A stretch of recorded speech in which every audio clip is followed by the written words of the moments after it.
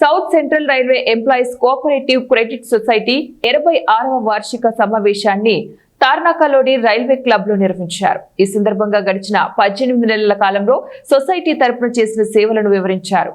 Society అధ్యక్షుడు CH స్వామి మాట్లాడుతూ సొసైటీలో దాదాపు 42,000 మంది ఖాతాదారులుగా కొనసాగుతున్నారని తెలిపారు. సొసైటీలో ఉన్న అందరూ ఆర్థికంగా బలపడాలని గడిచిన కొన్నేళ్లుగా వివిధ రూపాలుగా లోన్లు ఇస్తూ వారి కుటుంబాలకు బాసటగా నిలుస్తున్నామని తెలిపారు. సొసైటీ బలపడడానికి ఈ సమావేశంలో ఎన్నో కీలకమైన నిర్ణయాలను తీసుకోవడం జరిగిందన్నారు. సొసైటీ అభివృద్ధికి అందరూ సమిష్టిగా కలిసికట్టుగా కృషి చేయాల్సిన అవసరం ఎంతైనా ఉందన్నారు. South Central Railway Credit Cooperative Society Limited 86వ వార్షిక సమావేశాలు మరి తార్నాక రైల్వే క్లబ్లో నిర్వహించడం జరిగింది. మరి ఏదైతే సొసైటీలో దాదాపు 42,000 మంది షేర్ హోల్డర్స్ ఖాతాదారులుగా కొనసాగుతున్నారు.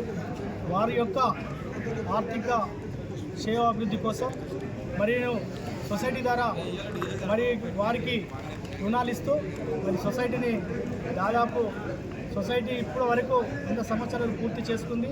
మరి 100 సంవత్సరాల నుండి మరి రైల్వేకి సంబంధించినటువంటి షేర్ హోల్డర్లకు మరి వివిధ రూపాలలో లోన్లు ఇస్తూ మరి వారి కుటుంబాలను బాసరగా నిలుస్తున్నటువంటి సందర్భాలు.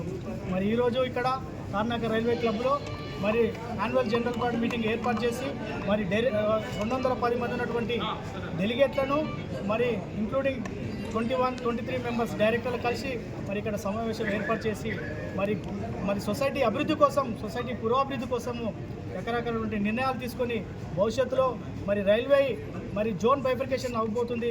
మరి జోన్ బైఫర్కేషన్ అయితే మరి తీసుకోవాల్సినటువంటి షేర్ హోల్డర్ తీసుకోవాల్సిన నిర్ణయాలను ఏ విధంగా మరి ముందుకు తీసుకెళ్లాలని చెప్పేసి మరి జనరల్ బాడీలో మరి